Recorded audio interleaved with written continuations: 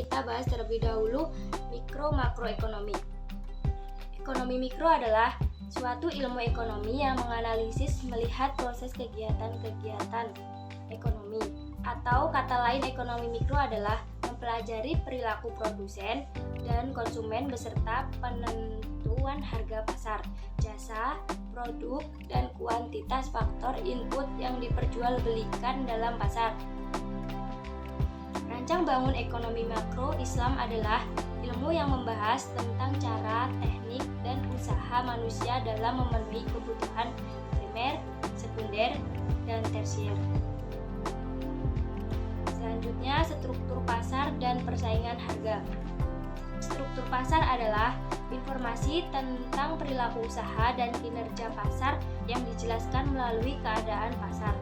Struktur pasar umumnya dibedakan menjadi struktur pasar persaingan dan pasar persaingan tidak sempurna, yang meliputi monopoli, oligopoli, monopolistik.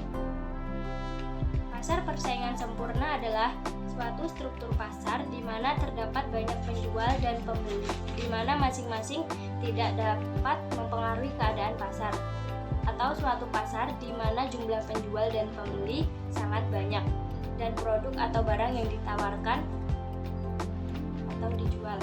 Contoh beras, telur, dan lain-lain. Pasar monopoli adalah suatu bentuk pasar di mana hanya terdapat satu penjual saja, bebas menentukan harga. Contohnya PLN, Pertamina, dan lain-lain.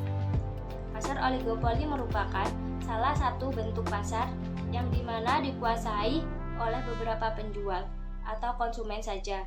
Ada saling ketergantungan antara perusahaan yang satu dengan perusahaan yang lain. Contohnya perusahaan makanan ternak dan perusahaan pembibitan ayam. Pasar monopolistik adalah salah satu bentuk pasar di mana terdapat banyak produsen yang menghasilkan barang serupa tetapi memiliki perbedaan dalam beberapa aspek. Contoh perusahaan kosmetik, makanan ringan, dan minuman.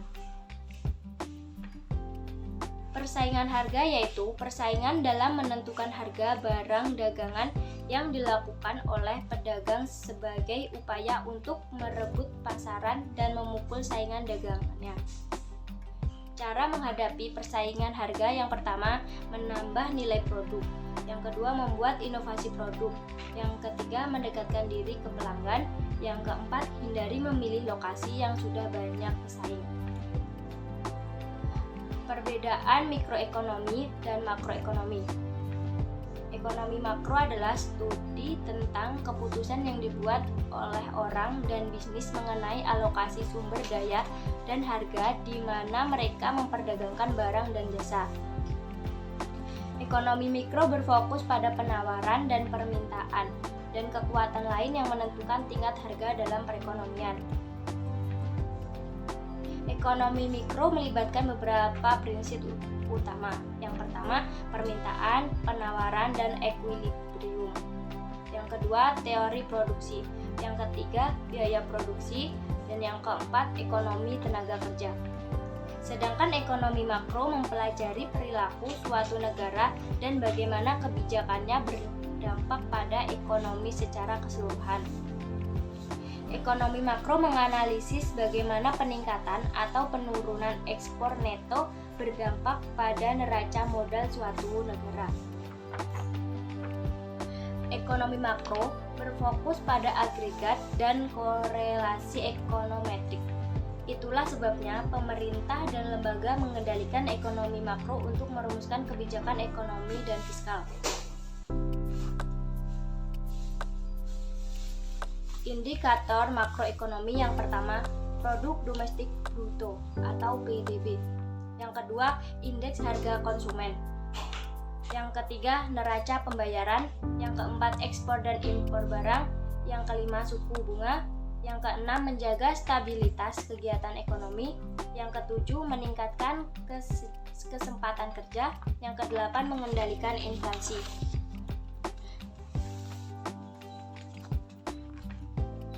Bentuk-bentuk kebijakan makroekonomi ada 3. Yang pertama, kebijakan fiskal. yaitu sangat penting untuk mengatasi pengangguran yang relatif serius. Melalui kebijakan fiskal, pengeluaran agregat dapat ditambah dan langkah ini akan menaikkan pendapatan nasional dan tingkat penggunaan tenaga kerja. Yang kedua, kebijakan moneter meliputi langkah-langkah pemerintah yang dilaksanakan oleh Bank Indonesia untuk mempengaruhi penawaran uang dalam perekonomian atau mengubah suku bunga. Yang terakhir, kebijakan segi penawaran bertujuan untuk mempertinggi efisiensi kegiatan perusahaan sehingga dapat menawarkan barang-barangnya dengan harga yang lebih murah atau dengan mutu yang lebih baik. Uang dalam perspektif ekonomi Islam. Dalam perspektif ekonomi Islam, uang adalah segala sesuatu yang diterima secara umum dan diterbitkan oleh lembaga keuangan yang berwenang sebagai media pertukaran dan pengukuran serta penyimpan nilai. Pengertian uang dan sejarah uang. Uang bisa diartikan sebagai sebuah alat tukar yang berlaku dan bisa diterima oleh umum. Sejarah uang, awalnya manusia memenuhi kebutuhan sehari-hari dengan memanfaatkan kekayaan alam. Namun lambat laun kebutuhan manusia semakin tidak bisa mencukupi hanya dari alam sekitar. Hal ini mendorong terjadinya tukar-menukar barang dengan barang atau yang lebih dikenal dengan barter. Barter pun semakin ditinggalkan karena tidak praktis. Selain itu, terkadang juga sulit untuk mencari barang dengan nilai yang cocok. Manusia pun bereaksi dengan menggunakan manik-manik, kerang atau beragam batuan untuk dijadikan sebagai alat tukar. Karena dirasa tidak efektif, logam mulia seperti emas dan perak kemudian dipilih menjadi alat tukar. Emas dan perak yang terbatas juga membuat uang dari bahan ini juga kemudian perlahan ditinggalkan. Kemudian dipilihlah kertas dan logam lain sebagai uang yang masih digunakan sampai sekarang. Kriteria dan fungsi uang. Kriteria uang yaitu ada jaminan, disukai umum, nilai yang stabil, mudah disimpan, mudah dibawa, tidak mudah rusak, robek dan luntur, atau mudah dibagi dalam satuan unit. Kemudian fungsi uang. Fungsi uang asli yaitu sebagai alat tukar yang sah, sebagai sebuah satuan hitung, sebagai alat penyimpan nilai. Fungsi turunan uang yaitu sebagai alat pemindah kekayaan, sebagai alat untuk pendorong kegiatan ekonomi, sebagai alat pembayaran yang sah, sebagai alat pembayaran utang, sebagai alat penumpukan kekayaan. Jenis uang dibagi menjadi dua jenis, yaitu uang kartal dan uang giral. Selanjutnya, teori permintaan uang dalam ekonomi konvensional. Teori ini lebih menekankan bahwa faktor perilaku dalam mempertimbangkan utang rugi dan permintaan uang selain dipengaruhi oleh volume transaksi dan faktor kelembagaan juga dipengaruhi oleh tingkat bunga, tingkat pendapatan, dan ekspektasi masa depan.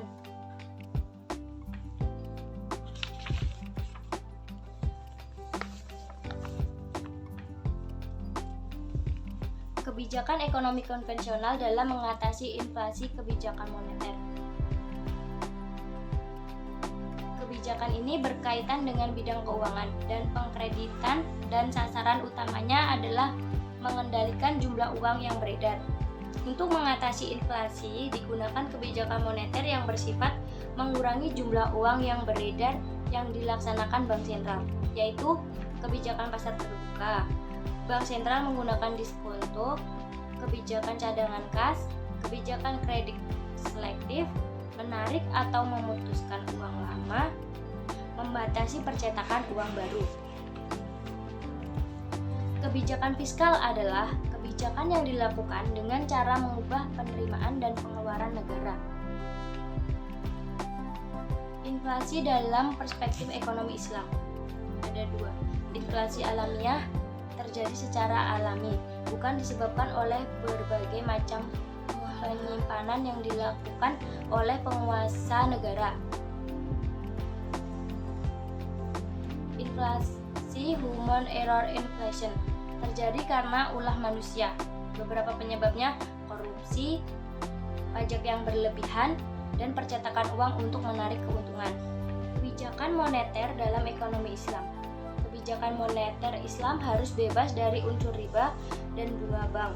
Dalam Islam, riba yang termasuk di dalamnya bunga bank diharamkan secara tegas. Dengan adanya pengharaman ini, maka bunga bank yang dalam ekonomi kapitalis menjadi instrumen utama manajemen moneter tidak berlaku lagi. Manajemen moneter Islam didasarkan pada prinsip bagi hasil. Definisi dan konsep kebijakan moneter. Kebijakan moneter merupakan kebijakan dalam upaya mengendalikan perekonomian negara secara makro untuk mencapai perekonomian yang lebih baik dengan cara mengatur jumlah uang yang beredar.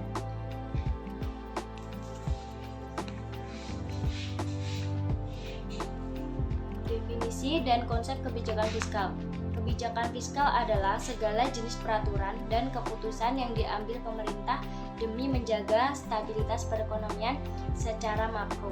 Kebijakan fiskal merupakan kebijakan mengenai pajak, penerimaan lain, utang piutang, dan pengeluaran pemerintah dengan tujuan tertentu, seperti menunjang kestabilan ekonomi, peningkatan pembangunan ekonomi. Kebijakan fiskal masa Rasulullah. Penerimaan APBN terdiri dari kharaj, zakat, jizyah, dan lainnya. Di sisi pengeluaran terdiri atas pengeluaran untuk kepentingan dakwah, pendidikan dan kebudayaan, ilmu pengetahuan, dan lainnya. Penerimaan zakat dan khums dihitung secara proporsional yang dalam persentase bukan nilai nominalnya. Sistem zakat perniagaan tidak akan mempengaruhi harga dan jumlah penawaran karena zakat dihitung dari hasil usaha. Konsep dan definisi Baitul Mal. Bait al-mal berasal dari bahasa Arab bait yang berarti rumah dan amal yang berarti harta. Baitul Mal berarti rumah untuk mengumpulkan atau menyimpan harta. Baitul Mal juga diartikan sebagai tempat untuk menyimpan dan mengelola segala macam harta yang menjadi pendapatan negara. Tafsir ayat tentang zakat. Ayat zakat di Quran surat Al-Baqarah ayat 43 yang berbunyi wa aqimus sholata wa atu zakata warka'u ma'ar rakiin, yang artinya dan laksanakan sholat dan bayarlah zakat dan rukulah bersama orang-orang yang sedang ruku. Tafsir ayat di atas yaitu dan dirikanlah sholat yang diwajibkan bagi kaum muslimin, tunaikanlah zakat untuk orang-orang yang berhak, dan sholatlah berjamaah dengan kaum muslimin dan rukulah bersama mereka dengan penuh keimanan dan keyakinan. Selanjutnya materi manajemen keuangan syariah. Rasio likuiditas merupakan alat analisis keuangan perusahaan untuk menilai kinerja suatu perusahaan berdasarkan perbandingan data keuangan yang terdapat pada pos laporan keuangan, atau sebuah rasio yang mampu menunjukkan kemampuan perusahaan untuk memenuhi kewajiban atau membayar hutang jangka pendeknya. Rasio solvabilitas adalah rasio keuangan yang mengukur kemampuan perusahaan untuk memenuhi semua kewajiban, baik hutang jangka pendek ataupun jangka panjang. Rasio rentabilitas merupakan rasio untuk menilai kemampuan perusahaan dalam mencari keuntungan. Rasio aktivitas yaitu rasio yang digunakan untuk menilai seberapa besar efektivitas perusahaan dalam memanfaatkan seluruh aset atau sumber daya yang dimiliki dalam menjalani aktivitas sehari-hari.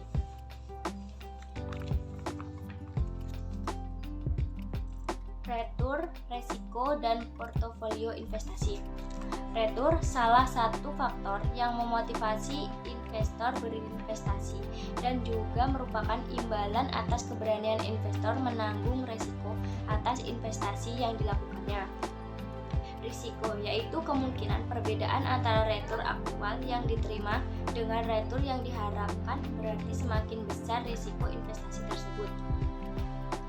Portofolio investasi, sekumpulan instrumen berupa aset investasi yang dimiliki oleh individu, lembaga keuangan, perusahaan maupun manajer investasi, secara optimis melihat pada masa yang akan datang dengan tujuan agar memperoleh pengembalian atau nilainya tumbuh dari waktu ke waktu. Surat berharga, kebijakan dividen, instrumen likuiditas bank syariah. Surat berharga adalah sebuah dokumen yang memiliki nilai uang yang diakui dan dilindungi oleh hukum untuk kepentingan transaksi, perdagangan, pembayaran, penagihan, atau sejenis lainnya. Kebijakan dividen adalah keputusan apakah laba yang diperoleh perusahaan pada akhir tahun akan dibagi kepada pemegang saham dalam bentuk dividen atau akan ditahan untuk menambah modal guna pembiayaan investasi di masa yang akan datang. Instrumen likuiditas bank syariah. Untuk mengatasi masalah likuiditas dalam dunia perbankan, baik itu bersifat kelebihan likuiditas atau kekurangan likuiditas, maka banyak sekali cara yang bisa digunakan. Instrumen yang harus dilakukan bank agar liquid yaitu: yang pertama, memiliki prime reserve atau cadangan primer, yaitu dalam kas atau saldo yang ada pada bank. Yang kedua, memiliki secondary reserve sebagai penyangga primary reserve ditanam bentuk investasi jangka panjang. Demikian presentasi yang dapat saya sampaikan. Apabila ada kesalahan, saya mohon maaf. Saya akhiri. Wassalamualaikum warahmatullahi wabarakatuh.